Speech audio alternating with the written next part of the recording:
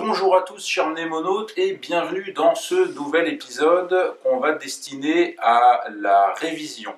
Alors j'ai encore eu cette question il n'y a pas longtemps qui est: est-ce que notre cerveau fonctionne comme un disque dur et est-ce que je suis limité en place et est-ce que pour stocker de nouvelles informations il faut que j'en élimine d'autres, que je fasse de la place sur mon disque dur cérébral?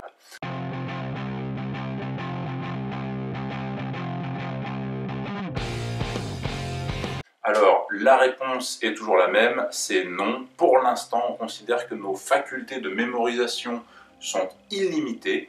On n'a pas encore atteint vraiment du tout même la limite de mémorisation. Et quand on voit certains compétiteurs ou des personnes qui sont naturellement hypermnésiques, on se rend bien compte qu'on sous-emploie au quotidien notre mémoire au bénéfice de petits appareils comme ça, auxquels on confie beaucoup trop d'informations précieuses et qu'on devrait avoir en tête. Et ouais, parce que quand on les perd, après, on est bien embêté de se dire c'est quoi le numéro de téléphone de machin, et puis je me souviens plus du digicode. Alors, on va s'intéresser dans cet épisode aux révisions, c'est-à-dire comment faire en sorte, une fois qu'on a fait le travail d'association, d'imagination d'association et de mémorisation, de ne pas oublier sur le long terme, parce que ça, il faut le graver dans la mémoire, et ce serait dommage d'avoir fait tout le travail préparatoire pour ensuite le laisser s'effacer au fil du temps. Alors pour ça, il y a une métaphore que j'aime beaucoup, et il me semble que c'est Fabien Olicard que j'ai entendu l'expliquer. Pour moi, le chemin de mémorisation, c'est comme un chemin en forêt, c'est comme une balade en forêt. Alors voilà l'idée. Quand vous faites des associations assez créatives, finalement, dans votre cerveau, vous tirez un lien entre deux zones qui n'ont pas l'habitude d'être sollicitées ensemble. Quand vous associez une image assez gore avec un cours d'histoire ou voilà, une date, n'importe quoi, finalement c'est quelque chose d'assez inhabituel pour vous. Voilà pour la partie comment faire appel à plusieurs zones du cerveau. D'ailleurs, les personnes qui mémorisent très bien ne sollicitent pas plus de parties du cerveau en quantité, en volume, je dirais. Par contre, elles sollicitent des zones plus diffuses, plus éparses pour faire appel à différents sens. C'est ça qui fait que c'est plus fort. Donc il faut bien les arpenter, ces chemins, une première fois, puis une deuxième, puis une troisième. Les principes que je vous donne en mémorisation, c'est une béquille au départ, c'est-à-dire comment faire le premier pas d'apprentissage, mais ce sont des informations que vous allez rappeler, que vous allez utiliser au quotidien, ou tous les mois, ou tous les ans, et c'est à force de les utiliser, finalement vous n'aurez plus besoin de la méthode de mémorisation, et vous saurez spontanément, tout comme aujourd'hui vous savez que 1515 c'est Marignan. Donc la méthode de mémorisation, elle va servir au début à amorcer le rappel, mais c'est pas du tout ce que vous allez utiliser sur le long terme. C'est pour ça qu'un même chemin, une même association ou un même palais mental pourra vous servir pour stocker plusieurs choses, puisqu'au fil de l'eau, vous n'aurez plus besoin d'y faire appel pour un certain type de données, vous saurez, et puis vous pourrez l'utiliser pour d'autres nouvelles applications. Je reviens à mon principe du chemin dans la forêt. Si je passe par un chemin dans la forêt qui n'a jamais été arpenté, je me dis tiens, je vais couper par là, il y a un bosquet, et puis après le bosquet il y a un joli chêne, là il y a un petit cours d'eau, je passe au-dessus, puis après tiens il y a un gros caillou qui est là, je continue, là il y a des fougères, je passe les fougères, ensuite il y a des fleurs qui ressemblent à ça, et puis je continue. Si ce chemin-là je ne le prends qu'une seule fois, il va se refermer derrière moi, et personne, pas même moi, ne saura que quelqu'un est passé par ici. Ça c'est le chemin que je viens de tisser la première fois dans mon cerveau. Par contre, si je reviens pas longtemps après, c'est sûr que si je reviens dans 3 mois, je suis perdu. Si je reviens pas longtemps après, je saurais tout à fait me rappeler, ah ouais, il y avait cet arbre-là, après, il y avait le bosquet, il y avait le cours d'eau, il y avait le gros caillou, il y avait les fleurs, ok. Et on est capable de se rappeler comme ça, de transformer la mémoire court terme en mémoire long terme, mais physiquement, quelque part, ce qui va se passer dans la forêt, c'est que le chemin, la première fois, il est dur à prendre, ce chemin, puisque la première fois, il est un peu chaotique. Par contre, plus j'y passe, et plus je vais faire une sente. C'est-à-dire que dans les herbes, j'aurai vraiment les espaces où je suis passé, les branches un peu cassées, un peu tordues, un peu pliées, et puis au fur et à mesure, ça va devenir un chemin que je pourrai arpenter, et puis si d'autres personnes passent par là, pourront tout à fait l'arpenter aussi. Alors évidemment, personne ne va arpenter les chemins que j'ai tissés dans mon cerveau, mais c'est l'image que j'aime beaucoup sur ce chemin en forêt, qui au départ est difficile, et qui après est de plus en plus facile à prendre. C'est la même chose avec les méthodes de mémorisation. Alors voici je dirais la grande règle, hein, c'est qu'une fois que vous avez cette méthode de mémorisation qui est mise en place, vous voulez exploiter la connaissance, il faut faire des révisions. Alors les révisions, c'est pas aussi chiant que quand on était à l'école où finalement j'avais l'impression de réapprendre tout quand 6 mois plus tard il y avait l'examen sur toute l'année et qu'il fallait que je me retape tout le programme. Non, là on va juste rappeler les techniques qu'on a mises en place. Et il faut une certaine discipline, mais discipline, encore une fois, c'est pas le mot pénible de quand on était à l'école, de le coup de la règle en bois, ou la discipline c'est pénible. Non, c'est pas un poids du tout comme ça, parce qu'on fait quelque chose avec des associations qui nous plaisent. Alors c'est important d'avoir cette discipline, mais ça veut simplement dire de planifier. Et voilà la planification qui marche bien de façon reconnue, c'est à intervalles réguliers, c'est-à-dire que quand vous avez appris quelque chose, vous faites votre méthode de mémorisation, vous faites vos associations, vous laissez un petit peu décanter. Parce que votre cerveau, il a besoin de travailler, je dirais tout seul, il n'a pas besoin de vous. Il est un peu déconnecté, c'est la partie subconsciente qui travaille même quand vous ne faites pas appel à certaines infos.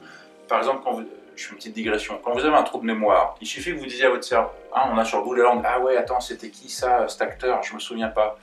Dites à votre cerveau, cherche, et puis quand tu auras trouvé, tu me rappelles, et pensez à autre chose. Et vous allez voir que ça va revenir beaucoup plus vite que si vous commencez à vous creuser la tête comme ça, mais vous n'irez pas plus loin ni plus vite. Je reviens à mon planificateur de révision.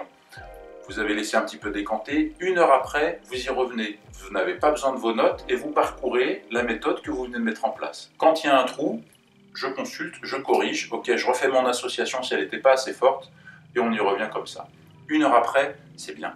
On y revient 1 jour plus tard. 1 jour plus tard, normalement, on a fait l'association, on a révisé l'heure qui suit, le lendemain ça devrait aller plus vite, mais c'est pas parce que ça va plus vite qu'il faut le faire moins bien.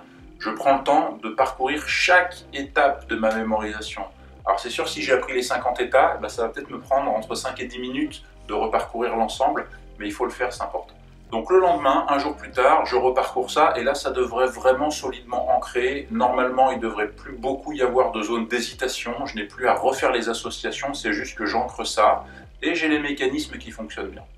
C'est 1 semaine plus tard que j'y reviens, où là vraiment ça commence à rentrer dans les fondamentaux, ça y est, j'ai bien acquis le truc, je le reparcours simplement pour me rassurer, oui je sais, c'est très bien. Après la semaine, c'est 1 mois plus tard. Et alors là, 1 mois plus tard, normalement, c'est de la grande révision, j'y reviens, je m'en souviens. S'il y a une zone d'ombre, c'est pas grave, on a tous le droit d'avoir un doute. On corrige tout de suite, on vérifie, ah ouais, c'est bien cette association-là que j'avais en tête, j'avais un doute, c'était celle-là, c'était pas celle-là, oui, non, et on corrige. Alors ensuite, certains, après 1 mois, disent qu'il faut 3 mois, 6 mois, 1 an. Là, je dirais, je suis plutôt ceinture et bretelles, c'est-à-dire 3 mois et 6 mois et 1 an. Mais c'est pas si compliqué, c'est pas si tordu, parce que en fait, ça va vous faire un programme glissant. C'est-à-dire que ce que j'ai appris le lundi, alors oui, le mardi, je vais le réviser vite fait, et le mardi, j'apprendrai autre chose. Donc ce que j'ai appris le lundi, je vais le réviser lundi de la semaine d'après. Ce que j'ai révisé le mardi, je le réviserai le mardi de la semaine d'après. Ce que j'ai appris le mercredi, je le réviserai le mercredi de la semaine d'après. Donc j'ai un programme roulant comme ça qui va se faire tout seul, ce qui fait que 1 semaine plus tard, ok, 1 mois plus tard c'est pareil, j'aurai toujours mon programme roulant de révision de jour en jour, tout en ajoutant mon programme d'apprentissage. Mais c'est pas tellement plus long la révision.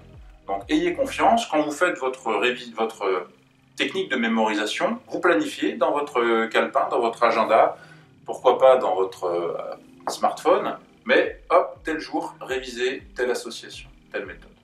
Et ça va rouler et vous allez voir que c'est beaucoup plus simple. C'est au moment où vous faites l'apprentissage que vous planifiez la révision sur toutes les dates qu'on a convenues. 1 jour, 1 semaine, 1 mois. Et moi, je vous conseille quand même 3 mois, 6 mois et ensuite au bout d'1 an, si toutefois vous avez encore besoin.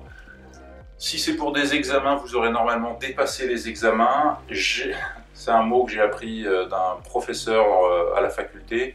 J'ai la prétention de vous aider à apprendre des choses qui vous serviront au-delà de vos examens, au-delà de vos années d'études, si vous avez encore la chance d'être étudiant, et de garder des choses qui vous serviront toute votre vie. Donc ça répond tout à fait à une des questions qui est: est-ce qu'il faut que je crée un système spécial à chaque type de connaissances que je veux emmagasiner? Eh bien la réponse est non. On peut tout à fait faire cohabiter plusieurs types de connaissances au même endroit. Je l'ai fait récemment en logeant exprès pour me piéger les États-Unis et les départements français.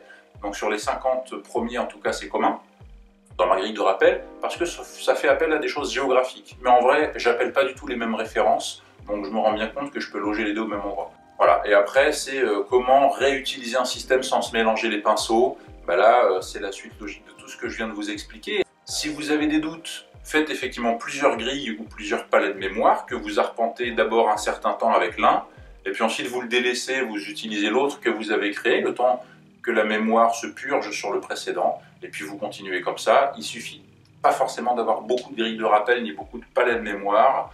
J'en connais qui ont 10 grilles de 100 lieux. J'ai pas ce besoin-là, moi, pour l'instant, au quotidien. J'en ai véritablement une de 50, une de 100, une de 20, une de 10.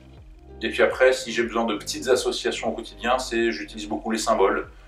Mais sinon, c'est vraiment ma grille de rappel avec les chiffres tels que j'ai pu vous l'expliquer dans les vidéos précédentes. Voilà les réponses à est-ce que ma mémoire est un disque dur, comment réviser, comment utiliser plusieurs fois le même système sans me mélanger les pinceaux. J'espère que ça vous aura plu, n'hésitez pas à liker, partager, c'est très important pour moi. Aujourd'hui vous êtes à peu près entre 750 et 800 abonnés.